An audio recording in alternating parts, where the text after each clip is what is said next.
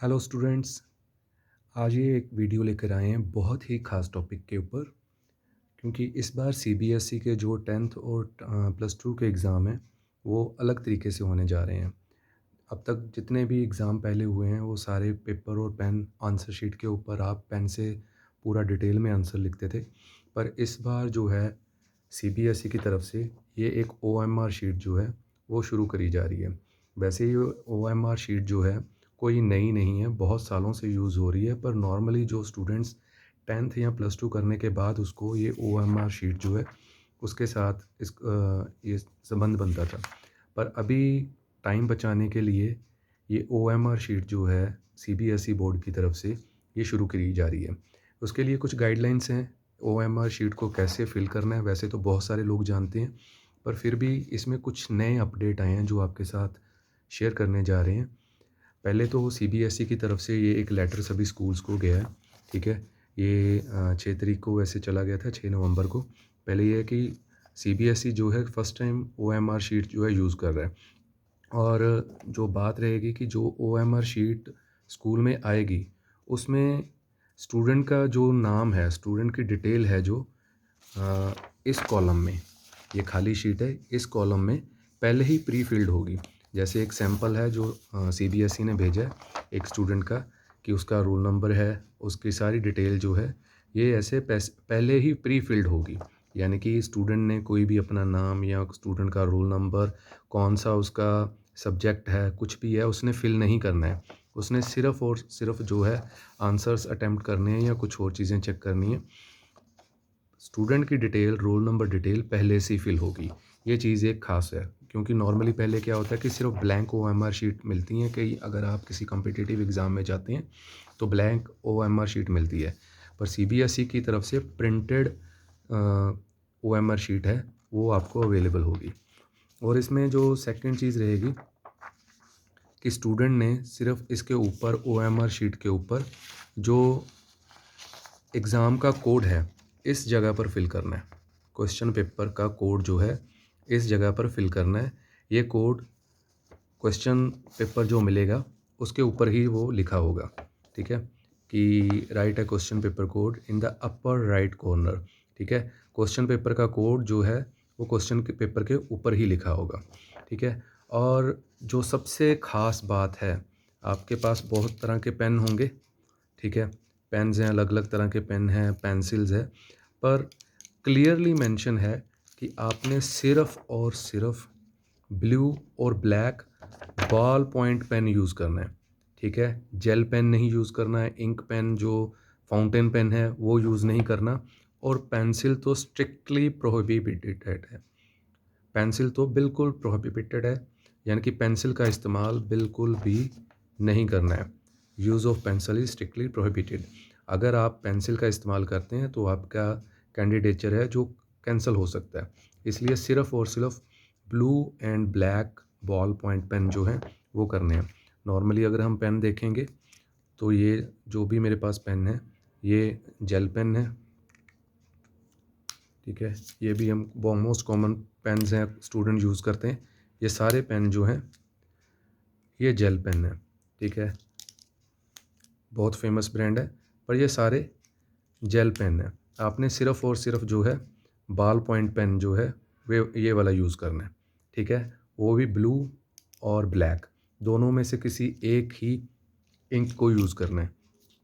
और शीट जो है भरनी है बोर्ड की तरफ से, ये पूरी गाइडलाइंस जो हैं वो साथ में दी गई हैं कि किस तरह से भरना है। और अब थोड़ा सा हम देखते हैं कि किस तरह से हमने किन किन बातों का ध्यान रखना है, क्या बातें करनी है, क्या नहीं करनी है। ये हमारे पास कुछ सैम्पल्स ओएमआर शीट्स हैं। पहले तो ये है कि ये डिटेल सारी आपके पास पहले ही प्री फिल्ड होगी। स्टूडेंट को उसकी आंसर शीट उसके रोल नंबर के अनुसार ये पहले ही प्रिंटेड मिलेगी। यानी कि आपको ये ओएमआर शीट आपके नाम से ही प्रिंटेड मिलेगी। और उसके बाद आपने अपना कोई भी ब्लू और ब्लैक पेन जो है वो लेना है और इस जगह पर क्वेश्चन पेपर का जो कोड है, क्वेश्चन पेपर कोड, वो आपने डालना है। और नीचे ये सारी जो हैं बॉक्सेस हैं, क्वेश्चन नंबर है 1 से लेकर 60 तक।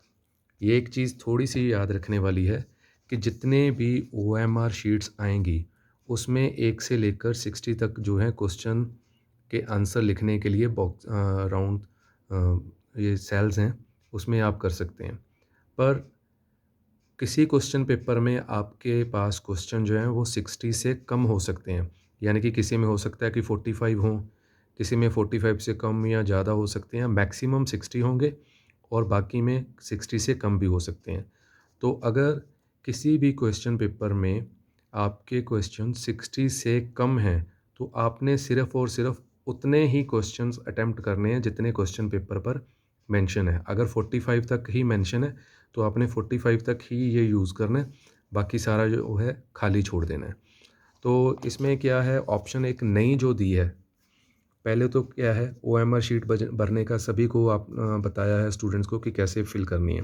पर एक ख़ास अलग बात है कि अगर आप पहला क्वेश्चन है जैसे आप ले रहे हैं, तो पहले क्वेश्चन का आंसर मान लीजिए आपको लग रहा है कि उसका आंसर बी है, तो आपने बी वाला जो बॉक्स है उसको सारा फिल कर देना है। इस सर्कल को हमने पूरा फिल कर दिया, ठीक है। और मान लीजिए सेकंड का हमें लगा सी, तो हमने सी को पूरा फिल कर दिया, ठीक है।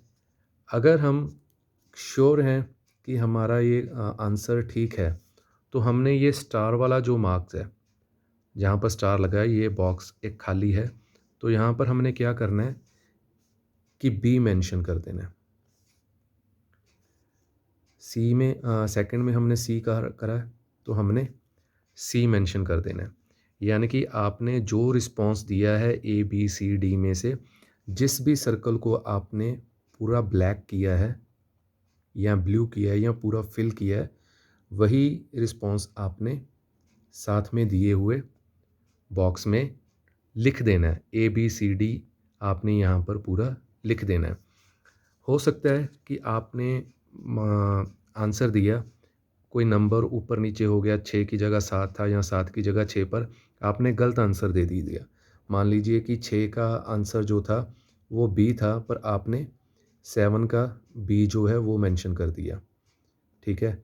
और 6 का जो था वो मान लीजिए सी था, ठीक है। मान लीजिए 6 का बी था और 7 का सी था, पर आपने उल्टा मेंशन कर दिया। तो आप अब क्या कर सकते हैं कि 7 का अगर सी है तो आप सी को दोबारा ब्लैक कीजिए, पूरा फिल कीजिए और उसके बाद इधर जो बॉक्स जो दिया गया स्टार वाला, यहाँ जहाँ पर आपने सी लिख देना है। आपने इस बॉक्स में क्या कौन सा करैक्टर लिखा है उसको फाइनल माना जाएगा, ठीक है। अगर आपका एक से ज़्यादा भी बॉक्स कोई फिल है, तो आपने इस बॉक्स में रिस्पॉन्स क्या दिया है, ए बी सी या डी, उसको आपका फाइनल माना जाएगा, ठीक है। यानी कि ये वाला स्टार वाला बॉक्स जो है वो आपने ज़रूर फिल करना है, जो रिस्पॉन्स है वो इसमें ज़रूर फिल करना है। और एक आपको छोटा सा जो है सुझाव देना चाहेंगे, सजेशन है, एडवाइस है कि ये वाले स्टार वाले बॉक्स आप बाद में फ़िल कीजिए, पहले आप अपने ये रिस्पॉन्सेस सारे फ़िल कर दीजिए और जब आपका क्वेश्चन पेपर सारा सॉल्व हो जाए, जो टाइम बचा है उसमें से बाद एक बार फिर आप दोबारा वेरीफाई करके यहाँ पर रिस्पॉन्स जो है वो आप दे सकते हैं। अगर आपने मान लीजिए 2 लिखे हैं और इधर सी लिख दिया है, तो ये आपका करेक्ट माना जाएगा। पर अगर आपने ऐसा किया कि आपको पहले आपने बी कर दिया, फिर आपको लगा नहीं बी नहीं सी था, ठीक है, तो आपने सी भी फिल कर दिया, ठीक है। तो पहले आपने क्या कहा, तो यहाँ पर बी लिख दिया था, ठीक है। बाद में आपको पता चला नहीं ये बी नहीं है सी है, तो आपने इसको काट दिया, तो ये आपका जो आंसर होगा ये रॉन्ग हो जाएगा। यानी कि इसका आपको कोई भी मार्क्स नहीं मिलेगा। इसके आपको मार्क्स मिलेंगे, इसके भी आपको मार्क्स मिलेंगे, इसके भी आपको मार्क्स मिलेंगे, ठीक है। पर अगर आपने यहाँ पर 2 रिस्पॉन्स दे दिए, एक को काट कर और दूसरा लिख दिया, तो आपका ये जो आंसर है ये नहीं माना जाएगा। और एक और बात है कि अगर आपने किसी बॉक्स पर सिर्फ़ और सिर्फ़ डी लिख दिया, जैसे ये मैं कि 14 नंबर आंसर पर मैंने यहाँ पर कोई भी बॉक्स जो है उसको कोई भी सर्कल जो है उसको ब्लैक नहीं किया या फिल नहीं किया, लास्ट में सिर्फ़ डी लिख दिया, तो ये भी आपका आंसर जो है सही माना जाएगा, यानी कि ये अटेम्प्ट सही माना जाएगा। अगर ये आंसर ठीक होगा तो इसके मार्क्स मिलेंगे, अगर आंसर रॉन्ग होगा तो नहीं मिलेंगे। पर इस तरीके से भी अटेम्प्ट आपको सही माना जाएगा कि आपने ये सर्कल को ब्लैक नहीं किया, पर इधर जो बॉक्स में रिस्पॉन्स है वो आपने लिख दिया है। ठीक है। और इसमें जो चीज़ है कि अगर आपने ये इधर लिख दिया, ये सर्कल आपने पूरा फिल कर दिया और इधर रिस्पॉन्स जो है वो नहीं दिया। मान लीजिए कि आपने 17 का जो आंसर सी था उसको सर्कल को पूरा फिल कर दिया, पर इधर आंसर आपने कुछ भी रिस्पॉन्स नहीं दिया, तो ये आपका अटेम्प्ट नहीं माना जाएगा। यानी कि फिर मैं आपको याद करा रहा हूँ कि आपने स्टार वाले बॉक्स में A B C D response जो है वो ज़रूर लिखना है। ठीक है। अगर आप इसको खाली छोड़ देते हैं तो आपका क्वेश्चन वो नॉट अटेम्प्ट माना जाएगा। ठीक है। और अगर आपने यहाँ पर कटिंग करके दूसरा लिखा तो भी आपका वो नॉट अटेम्प्ट माना जाएगा। ठीक है। दो बॉक्स जो हैं वो हो जाएं चलेगा, यहाँ पर एक आंसर दिया है वो सही रहेगा। ठीक है। आपने कोई भी सर्कल को पूरा डार्क नहीं किया पर इधर रिस्पांस दे दिया है तो वो भी आपका काउंट होगा। पर अगर आपने सही जवाब दिया, सर्कल को पूरा डार्क कर दिया पर इधर रिस्पांस नहीं दिया, ए बी सी डी में कुछ भी नहीं लिखा, तो वो भी आपका काउंट नहीं होगा। यानी कि ये चीज़ जो है आपको बतानी ज़्यादा ज़रूरी थी। नॉर्मली हमें ओ एम आर शीट में यही होता है कि हमने सिर्फ जो सर्कल हैं उनको फिल करके तो हम अटेम्प्ट कर मान लेते हैं कि हमारा अटेम्प्ट हो गया।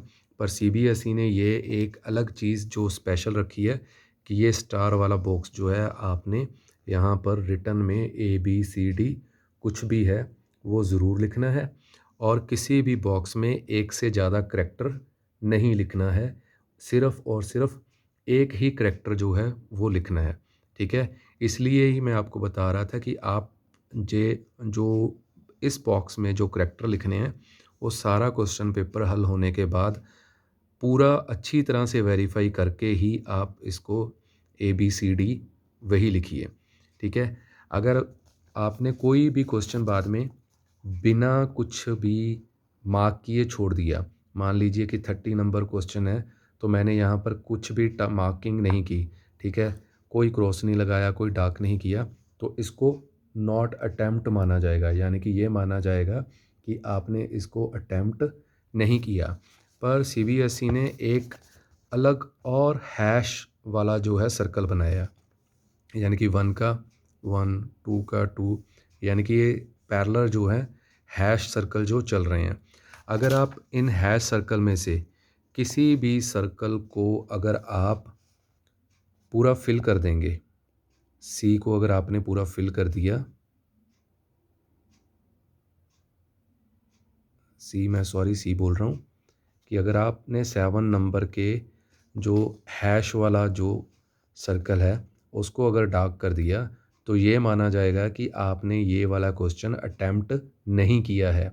अगर आपने खाली छोड़ दिया तो भी माना जाएगा कि नॉट अटेम्प्ट है, और अगर आपने इन सर्कल में हैश वाले सर्कल में किसी को भी पूरा फिल कर दिया तो ये भी नॉट अटेम्प्ट माना जाएगा।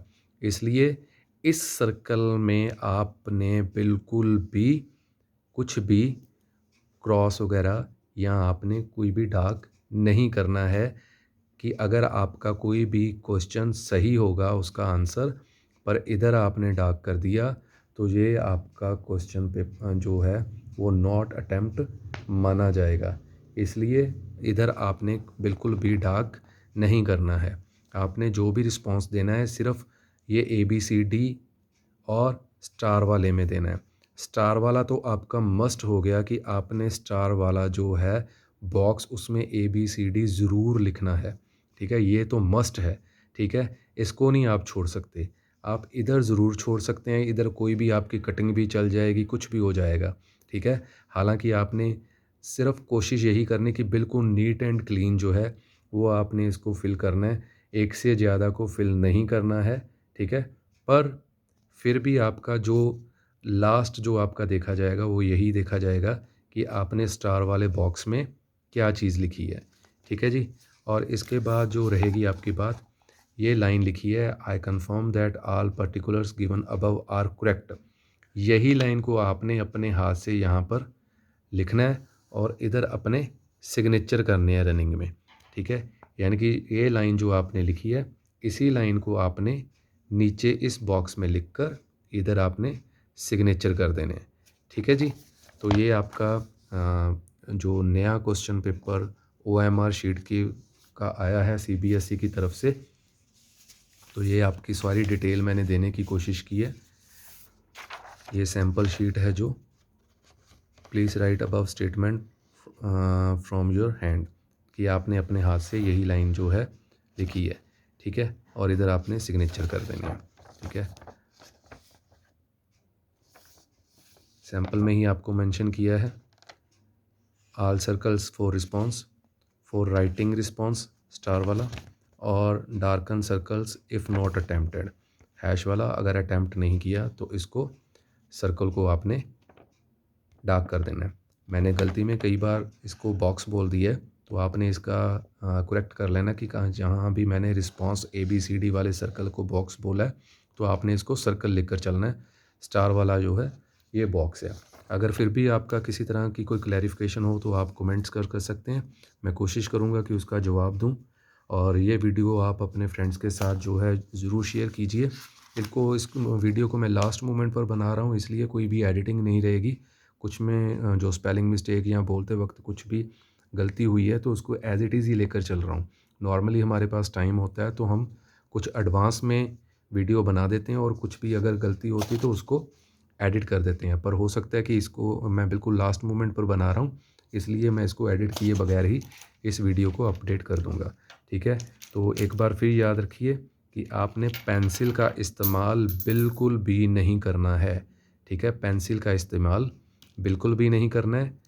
जेल पेन का इस्तेमाल बिल्कुल भी नहीं करना है, नहीं करना, ठीक है? सिर्फ़ और सिर्फ़ बॉल पॉइंट पेन, ब्लू और ब्लैक, ठीक है? किसी भी तरह का मार्कर या कुछ भी आपका यूज़ नहीं होगा। कोई भी इलेक्ट्रॉनिक गैजेट आप साथ में लेकर नहीं जा सकते हैं। और सभी को जो है बेस्ट विशेस मैं देना चाहता हूँ। प्लस 10th और +2 के स्टूडेंट्स, ये ऐसी OMR शीट जो है नेट पर अवेलेबल हैं और इसका लिंक मैं PDF का साथ में दे दूँगा। अगर आप चाहो तो इसको डाउनलोड करके आप अपनी प्रैक्टिस कर सकते हैं, ठीक है? Thank you for watching this video. काफ़ी लंबी हो गई है। आपको मैं रिक्वेस्ट करूँगा कि आप अपने सारे फ्रेंड सर्कल के साथ इस वीडियो को ज़रूर शेयर करें। Thank you for watching and again सभी के लिए बेस्ट विशेज़।